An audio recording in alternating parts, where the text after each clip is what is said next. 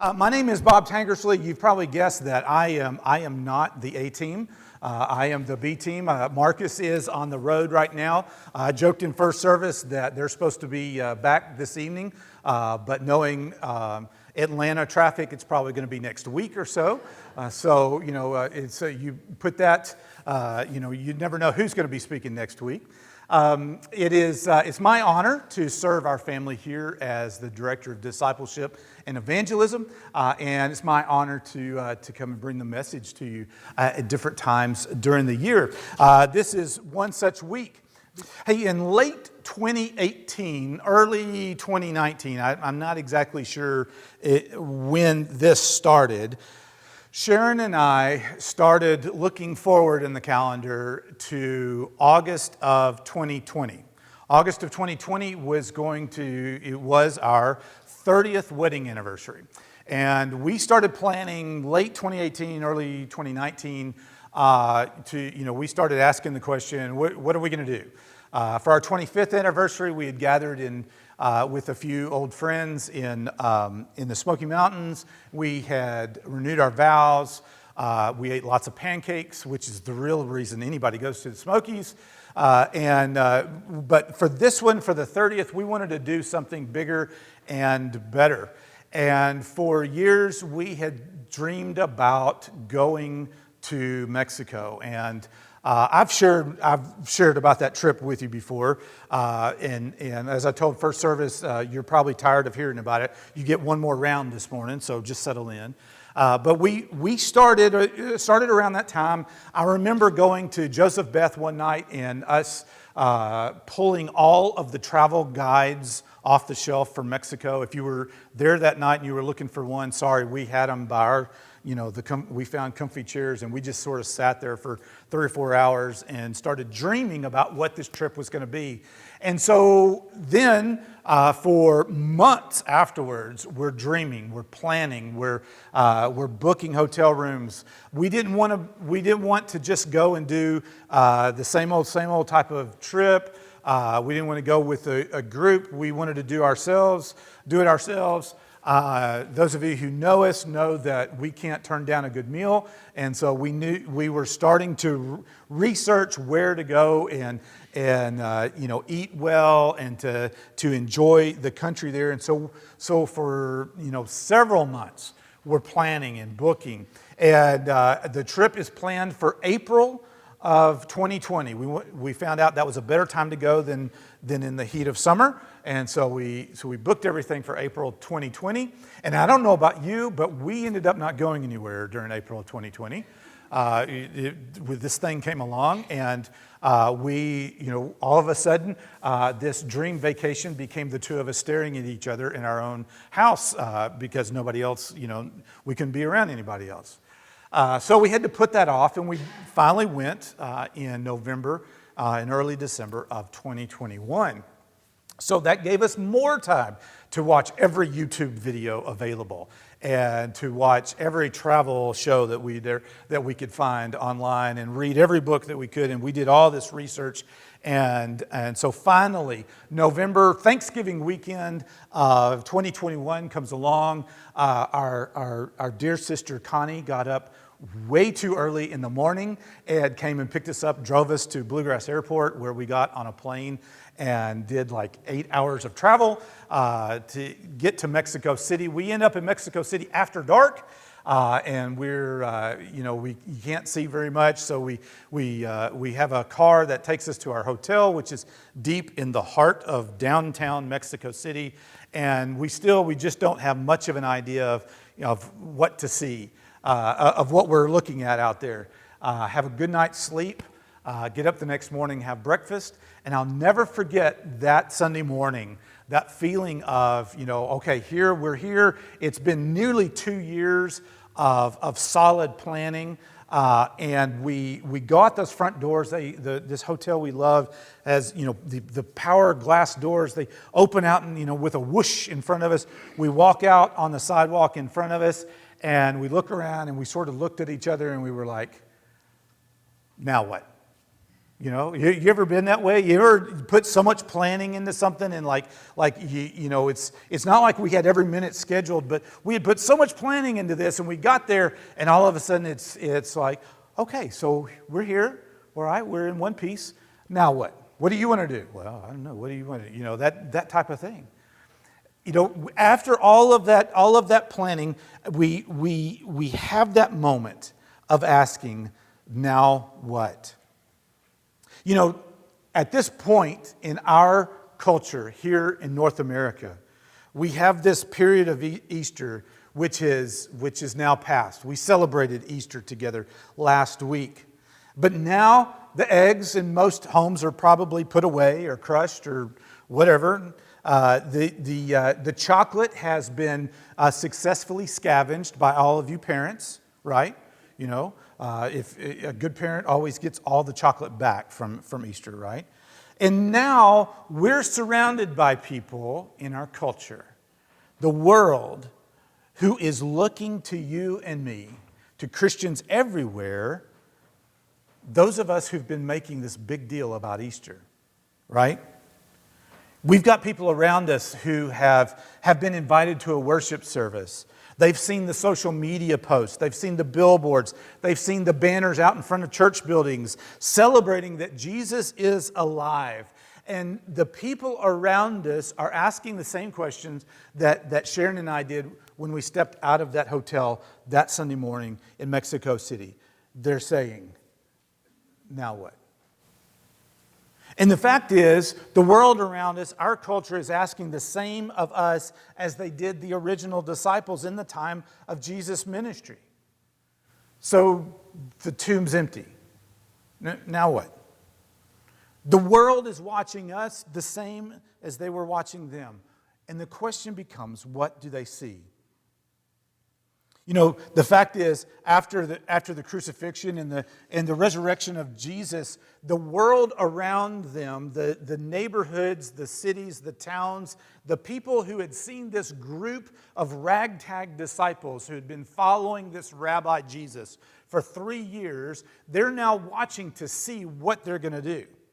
And we don't really have a whole lot of record as to what was going through the minds of the disciples, what was physically happening with the disciples. We have scant few records, but we do have a few, and one of them is in your bulletin this morning. This is one of the records that we have of what's going on with the disciples after the crucifixion.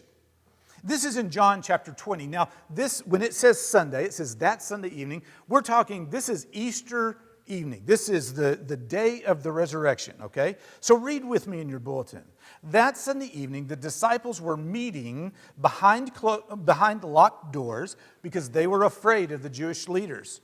The disciples had just watched the religious establishment and the political establishment kill their rabbi. And even though we know that they are already somewhat aware, it seems that they are, by other gospel records, they're already aware that Jesus has somehow come back. They're afraid. And they're so afraid that they've locked themselves into this dwelling. And John goes on to say, suddenly Jesus was standing there among them. And he says, peace be to you. Shalom.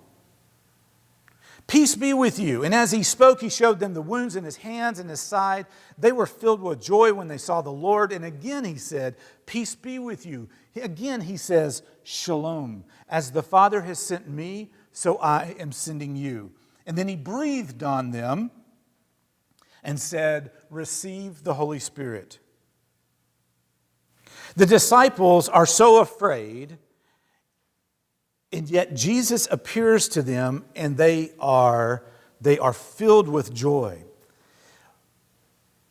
But they're surrounded by people who've been watching, who've been listening, who've been in and out, part of this community of this movement that has been growing over the past 3 years. And so now the people around them, the towns of Capernaum and Bethany, of Nazareth, of Jerusalem, this world is now watching Peter and John and Andrew and James and Mary and the rest of these disciples, mainly to see whether or not they're going to fall apart. You see, this wasn't the first group of rabbis' disciples that had come along.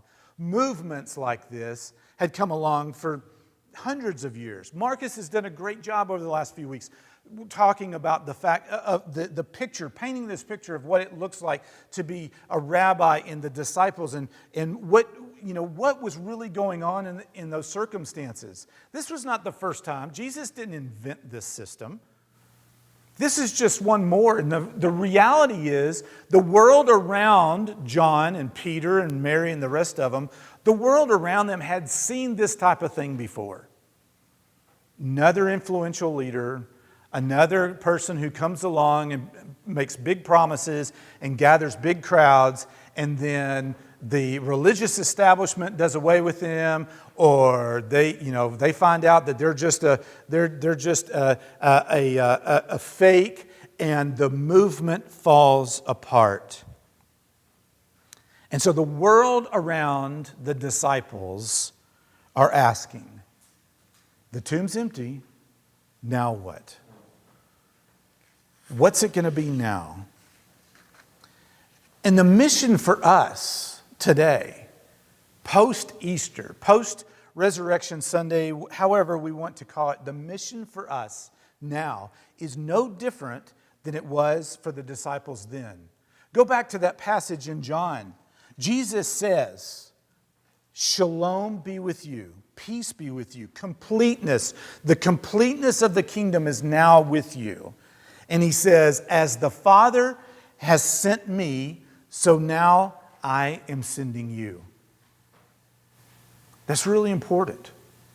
What Jesus is saying is, you've been walking with me, you've been listening to me, you've been living with me, you've been hearing what I've said, you've watched what I've done in the communities around. Now, the way God sent me, I'm now sending you. Here at FCC, we talk about the fact that discipleship, the act of discipleship, the lifestyle of discipleship is at its core the act of reorienting our lives around three goals. And this isn't just, we just reorient our lives one time. This is a daily, almost momentary, reorienting our lives around three goals. We say that our goals as a disciple is, number one, to be with Jesus, to become like Him, and then to do what He did. Today, I'd like to spend just a couple of minutes focusing on that last one. Because again, the mission today is no different what the mission was for Peter and for James and for John. Jesus said, "What you've been watching me do for the last 3 years, I want you to go and do." It's now our turn, yours and mine. It's our turn now to do as Jesus did. But the question becomes, what does it mean to do that? I mean, I don't know about you, but I haven't really gone and laid hands and brought people back from the dead, anytime lately. Grocery prices are to where if I could walk into the pantry and start laying hands on bread and so forth and multiplying things, that'd be pretty cool if we could do as Jesus did. What does it mean when we say, do as Jesus did? And so this morning I want us to look at one particular piece of that. And to do that, I want us to go back. If you look in your bulletin, we're actually going backwards in chronological order in the gospel. We started towards the end, and now we're going back to the beginning of Jesus' ministry in Mark 1. In Mark 1, this is where Jesus comes onto the scene. And it says, later on, after John was arrested, John the Baptist, Jesus went into Galilee where he preached God's good news. And he says, the time promised by God has come at last. And he announces the kingdom of God is near. Repent of your sins and believe the good news. When you and I are living out the kingdom in the places where we already live, learn, work, and play, it means that we're doing as Jesus did. It means that we are actively demonstrating and proclaiming good news to those we come in contact with. And this can happen quite simply for us. You see, we make this too complicated. We often teach full Bible studies on, how to share Jesus with someone. So I'm going to give you this list of, 49 great statements about Jesus to share. Or, even we may have it down to, the 4 rules that I want you to do. Or maybe I give you a napkin sketch. God's over on this cliff and you're on this cliff. And there's this huge chasm between us. The only way that we can get across is to draw the cross. Those are great tools. But sometimes we make it too complicated. Jesus comes on the scene and says, good news is here. Good news is here. And when you and I seek to be good news, to demonstrate and to proclaim good news to those around us, it comes down to one simple question. And the question is this. This is in your bulletin. The question is, what is good news to this person? I mean, literally, when I'm having an interaction with someone, I'm asking myself, what is good news to this person? And it's not just one thing, right? And it's not just one generic thing. Good news to Mike back there is going to be different than it is to Greg up here. Good news to me is going to be different than what it looks like to Sandy possibly. I'm not talking about the capital letters, the good news. I'm saying when Jesus came and said the kingdom was here, what he was talking about was literally sharing good news. And so every time we see Jesus in the Gospels, we see him asking the question, what is good news to this person? And so we ask the same question. We ask the same question that Jesus did when he entered someone's life. What is good news to your spouse or to your children? What is good news to the server at your favorite restaurant? What is good news to the neighbor next door, the one you sort of wave to before you duck into the garage? What is good news to that family member or that coworker that you just can't seem to get along with? Jesus constantly asked, what is good news to this person? And when I personally begin to frame my every interaction with this question in mind, the Spirit begins to show me the ways that I can be and say good news to those I come in contact with. Remember, Jesus didn't just say, hey, you got to go out there. As God sent me, I'm sending you. What does he do then? He breathes on them. He gives them the Spirit. We have the Spirit as disciples of Jesus. We have that same Spirit. And that same Spirit is going to whisper in our ears what good news is to the people in front of us. Now, I've got to be honest with you. I was recently reminded that sometimes this idea is really easy to grasp. Or it's really easy to say, but it's not necessarily easy to grasp, right? If you've been around me a whole lot, like it was just a few weeks ago, those of us that gathered for Greenhouse, we talked about how we could be good news in the lives of people around us. And it's easy for me to come up here and say, hey, all you got to do is ask the question. Just ask yourself the question, what is good news to this person? And that's an easy thing to say. Sometimes it's not always easy to really look at in practicality. I believe it's the accurate question to say. Jesus was constantly, in essence, asking, what is good news? And so I got to thinking about that. Maybe she was right. I say things like this that's easy to talk about, but maybe not. I'm not communicating very well. So here we go. Let's look at a couple of very practical ways that we literally can ask, what is good news to the person in front of me? You see, if you and I want to reorient our lives around that goal, be with Jesus, become like Jesus, do as he did. If I want to reorient my life around the goal of doing as Jesus did, then I've got to look to Him. If I want to do what He did and live out the kingdom, the simplest way is to constantly be asking, what is good news to the person in front of me? And so, as I was thinking about this, 3 things came to mind. There's no blanks in the bulletin for you about this. I'm sorry, you're just going to have to get creative. But 3 simple ideas that I'd like to pass along. Number 1, if we are looking to ask what is good news about the person in front of us, one of the first things we need to do is just simply acknowledge the other person. Do you realize how often in life you and I, our culture, goes in and out of other people's lives without truly acknowledging the other person? And by that I mean like just making eye contact. Watch yourself over the next few days. Be cognizant of how many times you actually make lasting eye contact with the barista at Starbucks, your server at lunch this afternoon, maybe your own children. Simply acknowledging the other person starts the process of my being able to acknowledge and to understand what is good news to this person.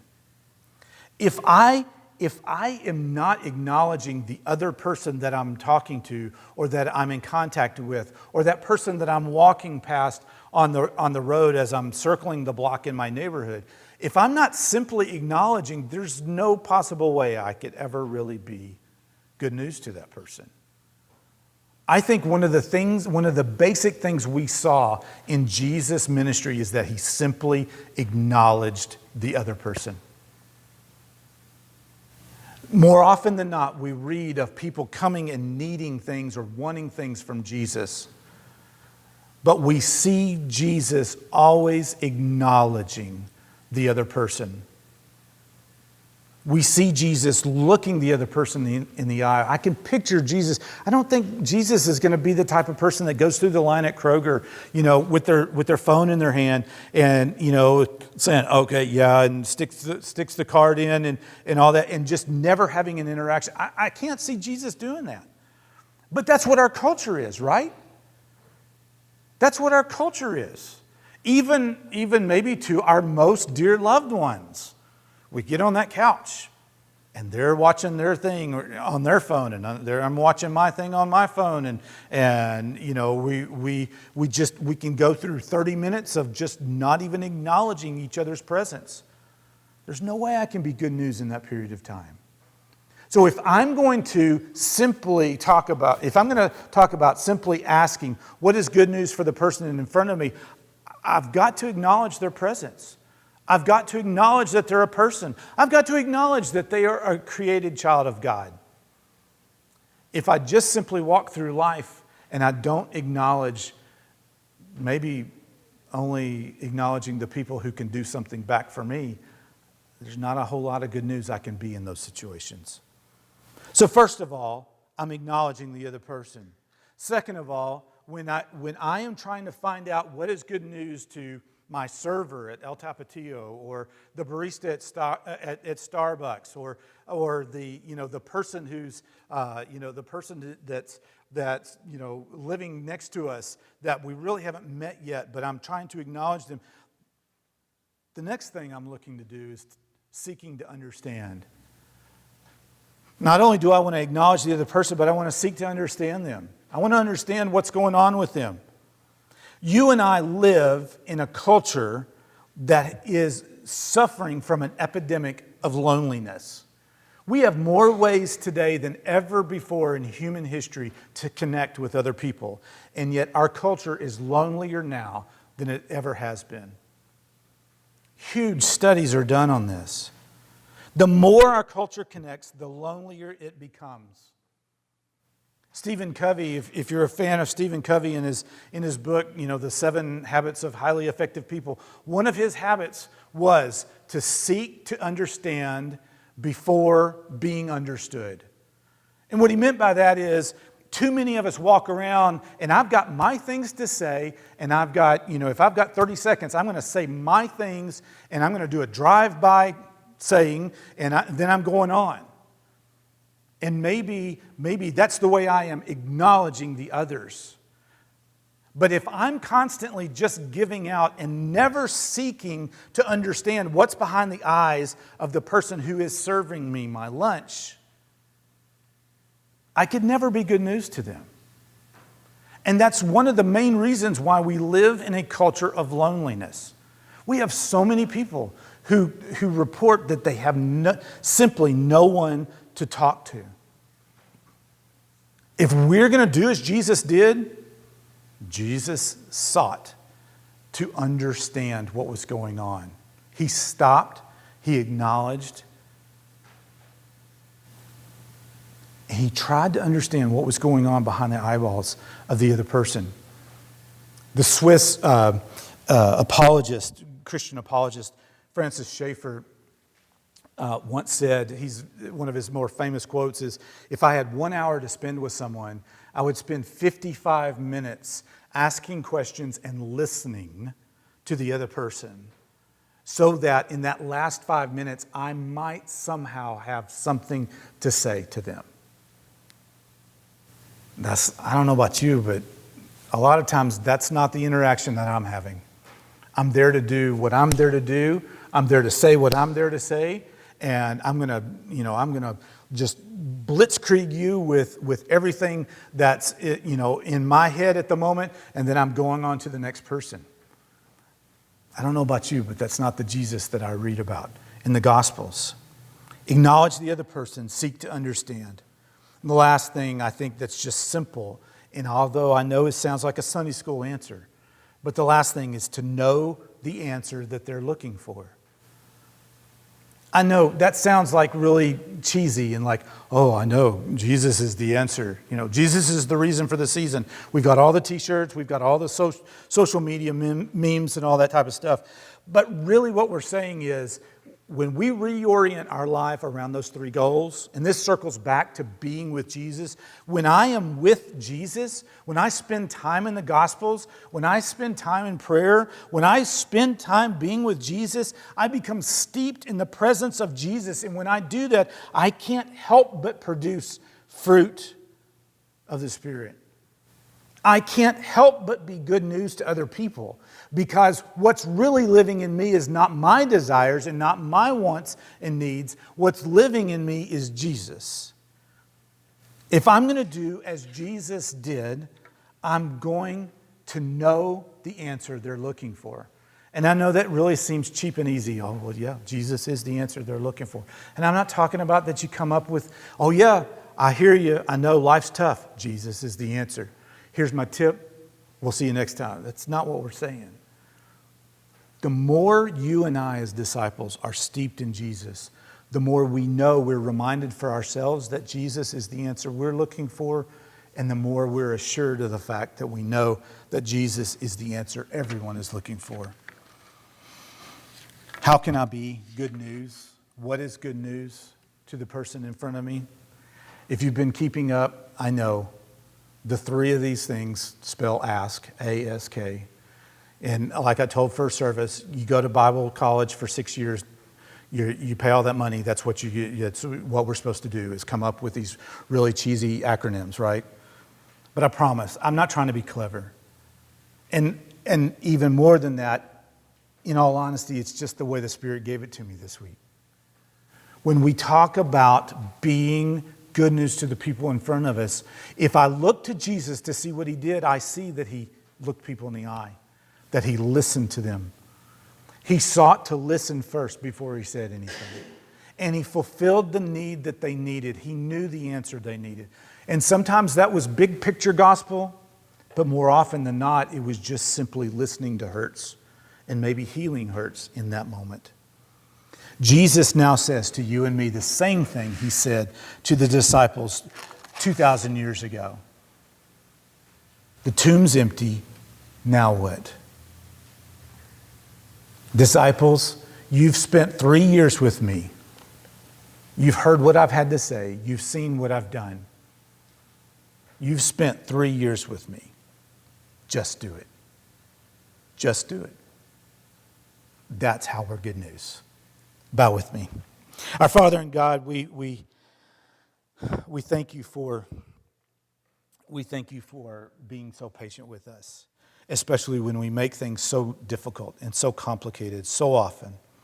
Be with us today as we once again reorient our lives towards you, that we once again ask the question of the person, of ourselves, what is good news to this person? How can I be good news to the person sitting next to me? The person in the yard, or the adjoining house that we share a fence. How can I be good news to the person who is serving me my coffee? How can I be good news to the people who are in my family? Be with us as we seek to be you, as we seek to do as you did.